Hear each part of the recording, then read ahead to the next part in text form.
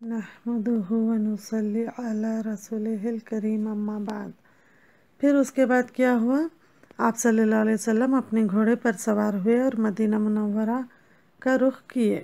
رسول اللہ نے دعا کا یہ اعلیٰ نمونہ اپنی امت کے سامنے رکھا تاکہ وہ مدد اور توفیق جہانوں کے پروردگار ہی سے طلب کرے۔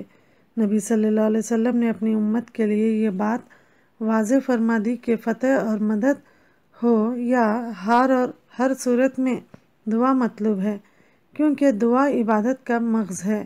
اسی طرح دعا ناگوار حالت کو ٹالنے اور اعلیٰ مقاصد کے حصول کا قوی ترین ذریعہ ہے۔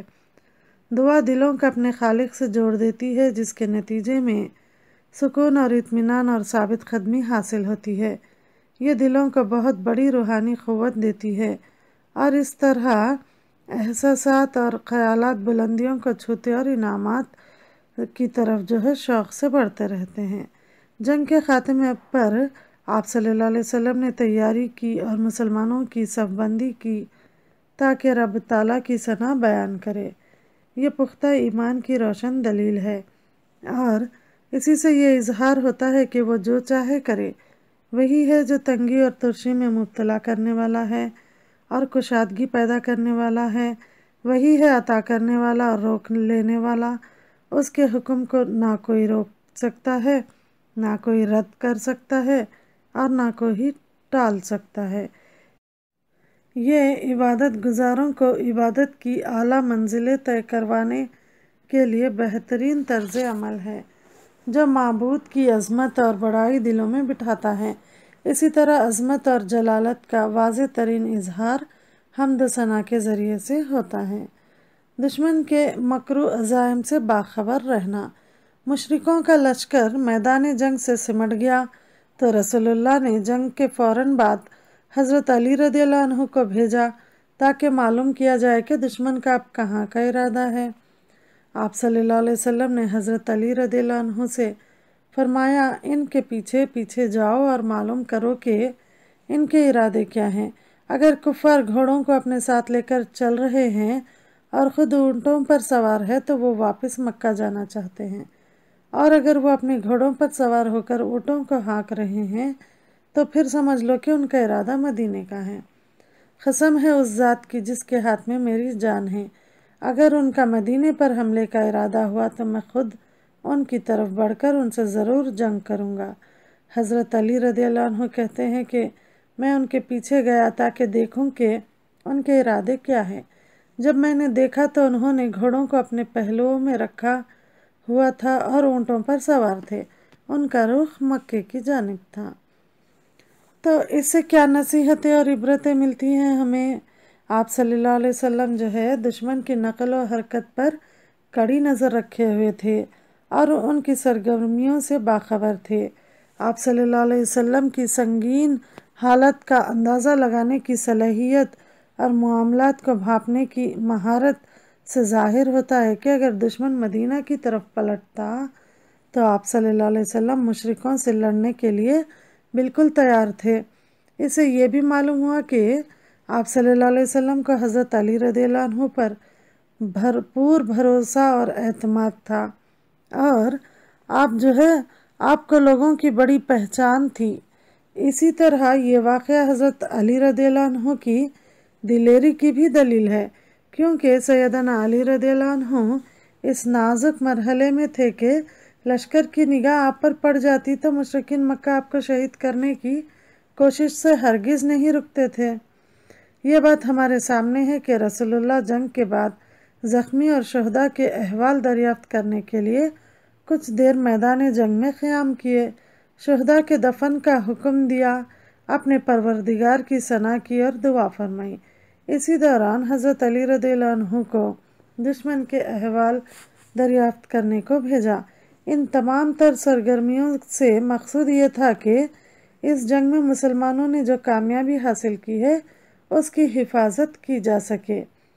اللہ نے اپنی مخلوق میں جیت اور ہار کے اسباب مقرر فرما رکھے ہیں، چنانچہ جو بھی جیت یا مدد کے اسباب اختیار کرتا اور اللہ پر سچا بھروسہ رکھتا ہے وہ اللہ کے حکم سے مدد کا حقدار ٹھہرتا ہے، جیسا کہ ارشاد باری ہے، یہ اللہ کا طریقہ ہے جو پہلے سے چلا آ رہا ہے اور آپ اللہ کے طریقے میں ہرگز کوئی تبدیلی نہیں پائیں گے۔ سورہ فتح آیت نمبر 23۔ غزوہ حمراء الاسد سے یہ بات بالکل ظاہر ہو جاتی ہے کہ آپ صلی اللہ علیہ وسلم کس انداز سے اسباب اختیار فرماتے تھے۔ اب ہم دیکھتے ہیں غزوہ حمراء الاسد۔ بعض روایت سے معلوم ہوتا ہے کہ نبی صلی اللہ علیہ وسلم اپنے اپنے رپورٹرز کے ذریعے سے جو ہے نا مشرکوں کے بارے میں کنٹینیوسلی خبر رکھنے کی کوشش کرتے تھے، حتیٰ کہ یہ کوشش ان کے مکہ پہنچنے کے بعد بھی رہی۔ آپ صلی اللہ علیہ وسلم کو ابو سفیان کی یہ بات بھی پہنچی کہ وہ اپنے لشکر کو ملامت کر رہا تھا کہ محمد صلی اللہ علیہ وسلم اور ان کے ساتھیوں کی طرف سے ابھی ان کے غصے کی آگ ٹھنڈی نہیں ہوئی۔ حضرت عبداللہ بن عباس رضی اللہ عنہما بیان کرتے ہیں کہ ابو سفیان اور مشرکین جب احد سے واپسی پر روحا یعنی یہ ایک مقام ہے مدینہ سے مکہ مکرمہ کی طرف 73 کلومیٹرز پر ہے یہ مقام روحا پر پہنچے تو ابو سفیان نے کہا، تم لوگوں نے کچھ نہیں کیا، نہ تو محمد صلی اللہ علیہ وسلم کو قتل کیا اور نہ ہی جوان عورتوں کو ساتھ قیدی بنا کر لائے۔ یہ بات رسول اللہ صلی اللہ علیہ وسلم تک پہنچ گئی۔ اس روایت سے ظاہر ہے کہ جنگ ختم ہونے کے باوجود رسول اللہ دشمن کی سرگرمیوں پر کس قدر نظر رکھے ہوئے تھے۔ اس سے مقصود یہ تھا کہ دشمن کے اچانک حملہ اور حملہ ہونے کا خطرہ ٹل جائے، اور جب آپ صلی اللہ علیہ وسلم نے سنا کہ قریش واپس مدینے کا ارادہ کر رہے ہیں تو آپ نے عام مسلمانوں کو چھوڑ کر صرف غزوہ احد میں شریک ساتھیوں کے ساتھ حمراء الاسد تک گئے۔ ابن اسحاق کہتے ہیں کہ جنگ 15 احد شوال ہفتے کے روز ہوئی تھی۔ پھر جب اگلا دن اتوار 16 شوال آیا تو رسول اللہ کی طرف سے اعلان کرنے والے نے دشمن کا تعاقب کرنے کا اعلان کیا، ساتھ ہی یہ بھی کہا کہ جو لوگ کل ہمارے ساتھ جنگ میں شریک نہیں ہوئے وہ ہمارے ساتھ نہ نکلے۔ حضرت جابر بن عبداللہ رضی اللہ عنہما نے رسول اللہ صلی اللہ علیہ وسلم کی خدمت میں حاضر ہو کر ساتھ نکلنے کی اجازت طلب کی تو آپ نے انہیں اجازت دے دی۔ آپ صلی اللہ علیہ وسلم کی اس پیش قدمی کا مقصد دشمن کو خوفزدہ کرنا اور اس پر واضح کرنا تھا کہ جنگ احد میں جو صورتحال پیش آئی ہے اس کی بنا پر انہیں دشمن سے مقابلہ کرنے اور اس کی گرفت کرنے میں کسی قسم کی کمزوری کا سامنا نہیں ہے۔ رسول اللہ کے جانثار ساتھیوں نے جہاد کی پکار پر دوبارہ لبیک کہا، حتیٰ کہ زخموں سے چور صحابہ کرام بھی اس مہم میں پیچھے نہ رہے۔ بنو عبد الاشہل سے تعلق رکھنے والے ایک صحابی بیان کرتے ہیں کہ میں اور میرا بھائی دونوں جنگ احد میں شریک ہوئے۔ جب جنگ سے لوٹے تو زخموں سے نڈھال تھے۔ اتنے میں اعلان کرنے والے نے دشمن کا تعاقب کرنے کی صدا دی۔ ہم دونوں میں سے ایک نے دوسرے سے کہا، کیا رسول اللہ کی ساتھ میں ہم غزوے میں شریک ہونے کی سعادت سے محروم رہ جائیں گے؟ اللہ کی قسم ہمارے پاس تو کوئی سواری بھی نہیں ہے، جبکہ ہم دونوں میں سے ہر ایک کو خاصا گہرا زخم بھی آیا ہے، پھر بھی ہم دونوں رسول اللہ کے ساتھ نکل ہی پڑے۔ میں بھائی کی نسبت ذرا کم زخمی تھا۔ میرا بھائی جب زیادہ شکستہ حال ہو جاتا تو میں اسے کچھ وقت کے لیے اٹھا لیتا اور کچھ دیر وہ پیدل چلتا۔ آخر ہم دونوں مسلمانوں کے ساتھ منزل مقصود تک پہنچ گئے، یعنی حمراء الاسد تک پہنچ گئے۔ رسول اللہ حمراء الاسد تک گئے اور مشرکوں کے لشکر کے قریب پہنچ گئے۔ 3 دن مشرکوں کو چیلنج کے طور پر وہاں قیام کیے، مگر دشمن کو سامنا کرنے اور مقابلے میں آنے کی جرأت نہ ہوئی۔ آپ صلی اللہ علیہ وسلم نے صحابہ کو خوب آگ جلانے کا حکم دیا، جس کے نتیجے میں وہ بیک وقت 500 الاو روشن کر دیتے تھے۔ معبد بن ابو معبد خزائی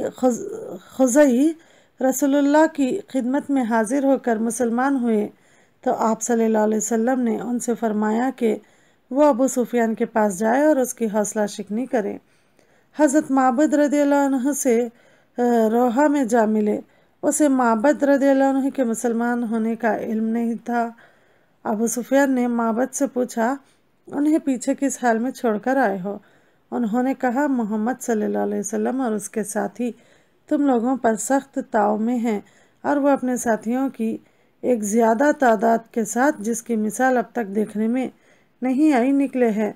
ओहद में पीछे रह जाने वाले भी अब आ गए हैं और जंग से पीछे रह जाने पर बड़े सख्त नादिम हैं। अबू सुफियान बोला, तो फिर आपकी क्या राय है?